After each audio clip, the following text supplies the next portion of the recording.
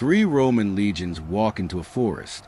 20,000 of the empire's finest soldiers, the most disciplined killing machines the ancient world has ever seen. None of them walk out. Not one. This is a mythology. This is 9 AD in the Teutoburg Forest, and you're about to witness the most catastrophic military disaster in Roman history. A betrayal so perfect, so devastating, that 2,000 years later, we're still finding the bodies. You see, Rome doesn't lose. That's not how the story goes. Rome has conquered the known world with iron discipline and unstoppable legions. They've crushed Carthage, demolished Greece, enslaved millions. Their soldiers march in perfect formation, while their enemies scatter like leaves. But here's the thing about empires. They get comfortable.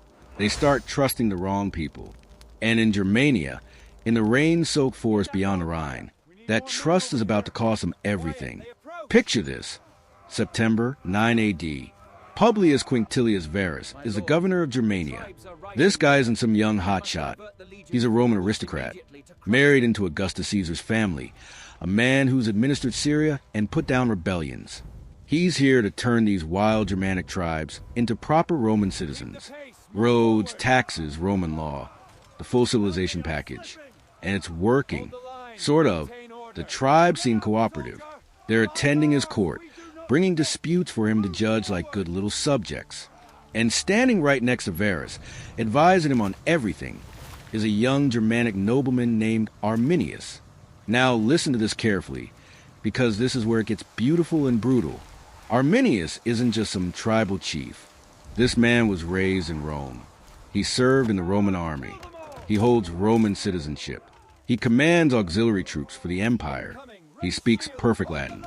He understands Roman tactics better than most Romans. Varus trusts him completely. They're friends, brothers in arms. What Varus doesn't know, what he can't know, is that Arminius has been playing the longest con in military history. Here's what's really happening while Varus is busy Romanizing Germania. Arminius is secretly traveling between tribes. The Cherusci, his own people, the Bructeri, the Marsi, tribes that have been fighting each other for generations. He's telling them something simple and terrifying. Rome will never stop. Today it's roads and taxes. Tomorrow your children will forget their gods, forget their language, forget who they are. We submit now, we disappear forever. And somehow he unites them. Warriors who've been killing each other since their grandfather's time are suddenly shaking hands and sharpening spears with the same target in mind. But they can't just attack. You don't beat Rome by charging at their legions in open battle. That's suicide. Rome's strength is their formation, their discipline, their ability to turn any field into a killing ground in their favor. No, Arminius needs something else. He needs a perfect trap, and he's about to get his chance. Late summer, 9 AD, news reaches Varus of an uprising among a distant tribe. Nothing major, just enough to require attention. Arminius himself brings a report. Governor, he says in that perfect Latin, it's a small matter. Take the legions, show force, they'll submit. I know a route through the forest, faster than the main roads. We'll have this settled before autumn. Varus looks at his trusted advisor, his friend, his Germanic brother, who's been nothing but loyal. And he says yes. 3 legions prepare to march. The 17th, 18th, and 19th. 6,000 men each, plus auxiliaries, cavalry, camp followers. 20,000 people total, snaking through the wilderness. These aren't green recruits. These are veteran soldiers who fought in Pannonia, in the Balkans, who've seen blood and held the line. They carry the eagles, the sacred standards of Rome, symbols so holy that losing one is worse than death. They march into the Teutoburg Forest, following Arminius' shortcut. And here's what nobody in that column understands. There is no uprising. There's no distant tribe causing trouble. There's only the forest getting denser, the path getting narrower. And Arminius, who keeps riding ahead to scout, but who's really meeting with thousands of Germanic warriors hiding in the trees. The forest is closing in. Oak and beech trees, so thick the sunlight barely penetrates. The Roman column is stretching out 3, 4, 5 miles long, because the path won't allow proper formation. Legionaries who normally march in perfect rows are stumbling single file through mud. And then the sky opens up.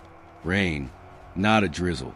A Germanic deluge that turns a forest floor into a swamp and every hill into a slide. Varus keeps moving. He's thinking about the uprising ahead, about getting this over with, about winter quarters. What he should be thinking about is why Arminius hasn't come back from his last scouting trip. September 9th. 3 days into the march. They're deep in the forest now. No way forward except the path. No way back except through miles of mud. The column is spread so thin that the front can't see the back. And that's when it starts. A javelin comes out of the trees. Then another. Then 100. Germanic warriors are suddenly everywhere, screaming, throwing spears, melting back into the forest before the Romans can react. This isn't a battle. It's a massacre with an intermission. The legionaries try to form up, try to create their defensive walls. But you can't form ranks when you're on a narrow path between trees. You can't hold formation when the ground is knee-deep mud, and your attackers are already gone. Varus orders the column to keep moving. What else can he do? They can't stay here. They can't turn back. That's 3 days through the same hell they just walked. Forward is the only option. So they march, shields up, exhausted. While warriors they can't see hit them again and again. Night falls. The Romans try to build a marching camp like they're trained to do. But the ground won't hold stakes, and they don't have room for proper defenses. Men huddle in the rain, bleeding, listening to Germanic war chants echoing through the trees. Some of the auxiliary troops, Germans who serve Rome, they start to disappear, deserting, or worse, switching sides. The Romans don't know who to trust anymore. Day 2. They march again because there's nothing else to do. The attacks intensify. Germanic warriors have built earthworks across the path, wooden walls that force the Romans to stop, to cluster, to become targets. Cavalry tries to charge, and horses break their legs in the mud. Officers are getting picked off by thrown spears. The wounded are being left behind because there's no way to carry them, and everyone knows what happens when the warriors come back through. Varus is finally understanding what's happening. This isn't a small attack. This isn't raiders. This is planned. Arminius, his friend, his advisor, has led them into a killing box 3 days deep, and now he's squeezing. And then, through the rain and the screams, Arminius himself appears. Not in Roman armor anymore. In Germanic dress, war paint, carrying a spear. He's commanding the warriors, hitting them. He's calling out orders in his tribal language. And when he sees the Romans staring, when he sees Varus looking at him in horror and betrayal, legend says he smiled. Day 3. The legion is dying, not in glorious battle, not in the kind of fight that gets carved on monuments. They're being hunted. Small groups try to break through the encirclement, slaughtered. Officers try to organize last stands, overwhelmed. The proud formations that conquered the world are now just clusters of terrified men trying to stay alive 5 more minutes. Varus knows it's over. He's watching the 17th Legion's eagle fall, captured by warriors who are whooping with joy because they just took Rome's holy standard. He's seeing his officers die, his plans collapse, his entire world ending in Germanic mud. And he makes a choice. He falls on his sword. The governor of Germania, the man who was supposed to civilize these tribes, dies by his own hand rather than be captured. His officers follow. It's the Roman way. Better to die free than live as a trophy. But the warriors aren't letting them rest even in death.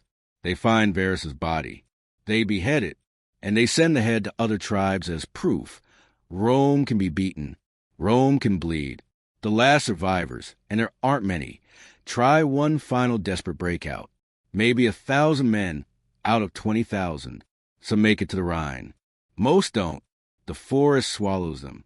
For years afterward, travelers will find bones, rusted armor, pieces of the eagles scattered through those trees. News reaches Rome weeks later. Augustus Caesar, the first emperor, the man who's never lost a military campaign, hears that 3 legions are gone, completely destroyed, the eagles captured. And according to the historian Suetonius, Augustus wanders his palace for months, occasionally banging his head against the walls, crying out, Quintili legions red. Varus, give me back my legions. But here's what matters beyond the body count, beyond the lost eagles, beyond even Augustus's grief. Rome never conquers Germania. Never. They'll launch revenge campaigns. Sure, they'll burn villages and take slaves. But they'll never push the border beyond the Rhine again. Arminius' victory draws a line across Europe that lasts for centuries. The Romans speak Latin. The Germans speak German. Western civilization literally splits in two because of 3 days in a forest. Think about that. One man, one forest, one perfect trap. And the map of Europe is rewritten. Rome, the empire that seemed unstoppable, learns it can be stopped. Every tribe from Britannia to the Danube suddenly knows. The legions aren't invincible. You just need the right plan, the right terrain, and the absolute willingness to sacrifice everything. Arminius doesn't live happily ever after, by the way. His own people kill him a decade later. Turns out tribes that united against Rome go back to fighting each other once Rome is gone. But his legacy, that lives forever. 2,000 years later, Germans are building monuments to him, calling him the first German hero, the liberator who saved his people from empire. And Rome? Rome never forgets. They never reconstitute the 17th, 18th, or 19th legions. Those numbers are cursed, retired, dead as the men who carried them. In the Roman military, if you mention Teutoburg, everyone goes quiet. It's the wound that never heals, the reminder that empires, no matter how powerful, are still vulnerable to the right betrayal at the right moment. You want to know the truly wild part? Archaeologists are still finding that battlefield. In the 1990s, they uncovered the site, exactly where Arminius staged his ambush. Thousands of artifacts. Coins, weapons, armor, bones. Human remains scattered to the forest like Rome's arrogance, broken and buried and forgotten. They found Roman cavalry masks, decorative face armor, meant to intimidate barbarians. Crushed and trampled into the dirt. They found the skull of a mule still wearing its harness. They found evidence of exactly the 3-day running massacre that the sources described. The forest kept Rome's secret for 2,000 years. And when we finally uncovered it, we found a story more brutal, more complete, more devastating than the legend suggested. So let's remember, 3 legions walked into a forest. Rome's best, Rome's pride, led by a man who spoke Latin and served the empire and knew every Roman tactic, every Roman weakness. And he used that knowledge to erase them, not in glorious combat, not in the kind of battle that gets remembered as honorable, in mud, in rain, in 3 days of running terror that broke the world's greatest military machine. Varus never got his legions back. Augustus died still mourning them. And somewhere in the Teutoburg Forest, beneath the soil and the leaves and 2 millennia of silence, those eagles are still buried. Rome's standards, Rome's pride, Rome's immortality, lost in the trees where Arminius proved that trust in war is the most dangerous weapon of all. If you believe this story needs to be remembered, if you think betrayal on this scale deserves echo through history, hit that like button. Drop a comment. What would you have done in Varus's position? Trust your advisor or doubt everyone. And subscribe, because the ancient world is full of impossible moments where everything changed in an instant, where the underdog rewrote history, where one decision meant the difference between empire and extinction. We're not done telling those stories. Not even close. Because empires fall, legions die, but the lessons, those last forever. And right now, somewhere, someone's learning them. Remember that.